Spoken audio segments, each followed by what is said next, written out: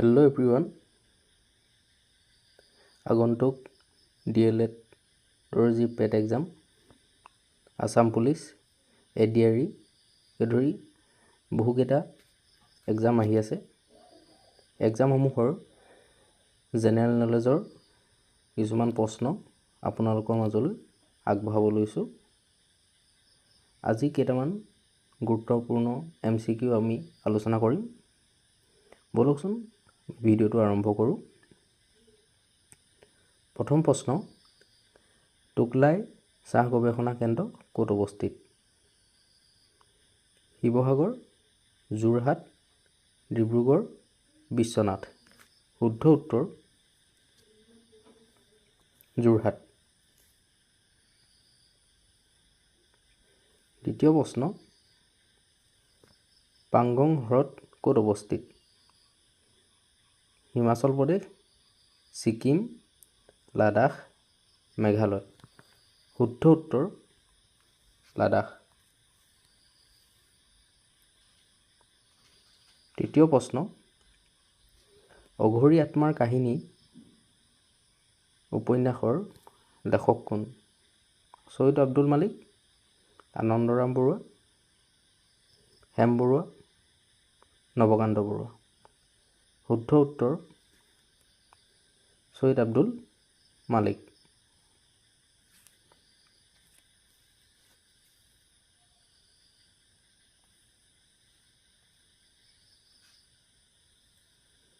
চতুৰ্থ প্ৰশ্ন, অসমত ৰবাৰ্ট ব্ৰছে কিমান চনত চাহ আৱিষ্কাৰ কৰে?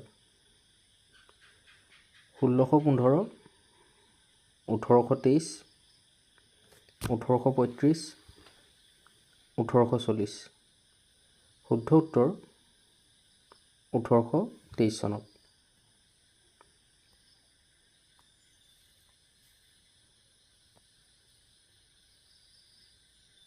পঞ্চম প্ৰশ্ন, কবিৰাজ বুলি কোনজন কবিক জনা যায়?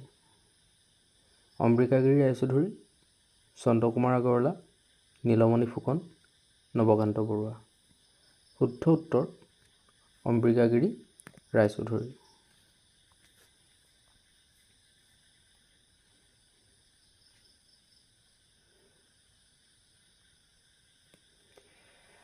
ছয় নম্বৰ, অম্বুবাচী মেলা অসমৰ কোন মন্দিৰত হয়? উমানন্দ মন্দিৰ, হয়গ্ৰীৱ মাধৱ, নৱগ্ৰহ মন্দিৰ, কামাখ্যা মন্দিৰ। শুদ্ধ উত্তৰ কামাখ্যা মন্দিৰ।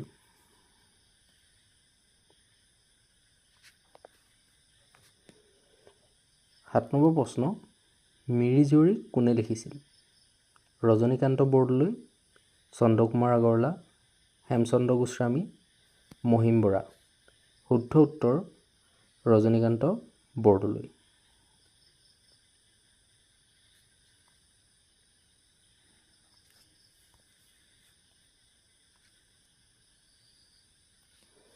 আঠ নম্বৰ প্ৰশ্ন, প্ৰথম অসমীয়া চলচ্চিত্ৰখনৰ নাম কি?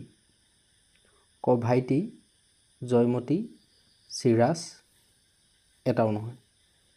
শুদ্ধ উত্তৰ জয়মতী।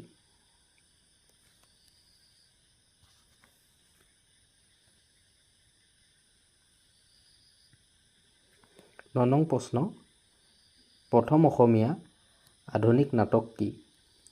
ক জয়মতী, খ ভানুমতী, গ ৰামনৱমী, ঘ গাঁওবুঢ়া। শুদ্ধ উত্তৰ ৰামনৱমী।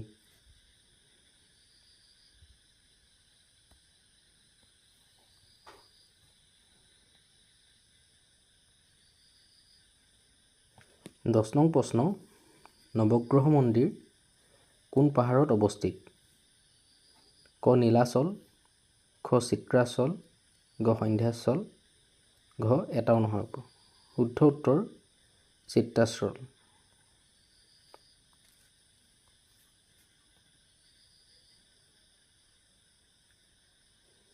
11 নং প্ৰশ্ন, কোচ ৰাজ্যৰ প্ৰথম ৰাজধানী কি? কোচবিহাৰ, কমতাপুৰ, চিকনাঝাৰ আৰু গুৱাহাটী। শুদ্ধ উত্তৰ চিকনাঝাৰ।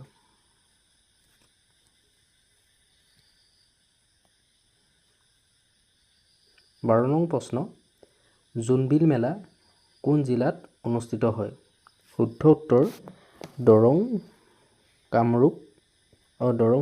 মৰিগাঁও, নগাঁও, গোৱালপাৰা।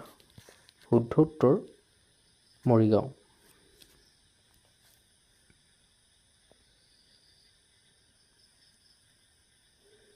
13 নং প্ৰশ্ন, কছাৰী ৰাজ্যৰ ৰাজধানী কি আছিল? শুদ্ধ উত্তৰ অপশ্যন ডিমাপুৰ, কমতাপুৰ, ৰংপুৰ, কামৰূপ। শুদ্ধ উত্তৰ ডিমাপুৰ।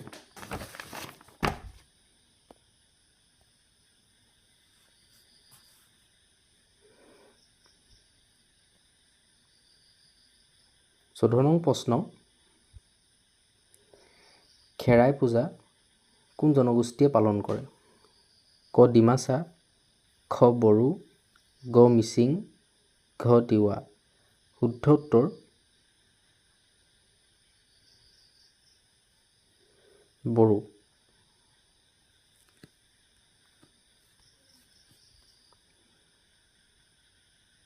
15 নং প্ৰশ্ন, অসম সাহিত্য সভা কোন চনত প্ৰতিষ্ঠা কৰা হৈছিল? 1917, 1817, 1927 আৰু 1937। শুদ্ধ উত্তৰ 1917।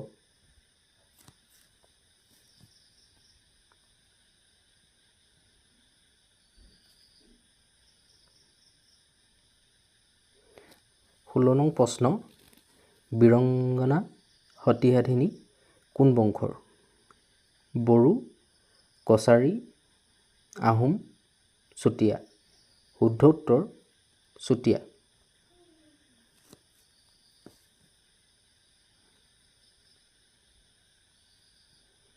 17 নং প্ৰশ্ন, বিহগী কবি বুলি কাক কোৱা হয়?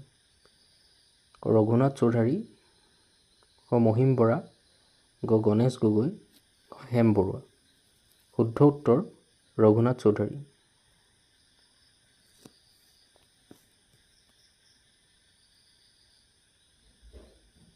18 নং প্ৰশ্ন, পাপৰিৰ কবি কোন?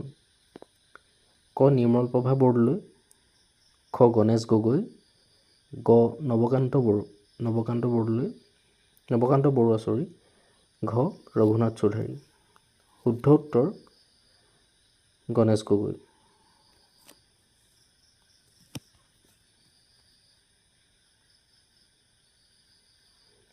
19 নং প্ৰশ্ন, নামবৰ অভয়াৰণ্য ক'ত অৱস্থিত? ক নগাঁও, খ যোৰহাট, গ কাৰ্বি আংলং, ঘ ডিব্ৰুগড়। শুদ্ধ উত্তৰ কাৰ্বি আংলং।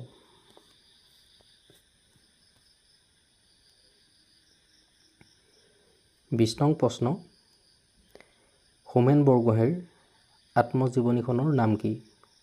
পিতা পুত্ৰ, আত্মানুসন্ধান, মোৰ জীৱন সোঁৱৰণ, এটাও নহয়।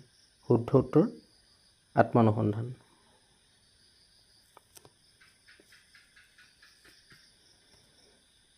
আজিলৈ ইমানেই আছিল। আপোনালোকে যদি ভিডিঅ'সমূহ ভাল পাইছে, চেনেলটো ছাবস্ক্ৰাইব কৰিব, লাইক কৰিব, শ্বেয়াৰ কৰিব আৰু কেনেধৰণৰ ভিডিঅ' লাগে আপোনালোকে জনাব। ধন্যবাদ।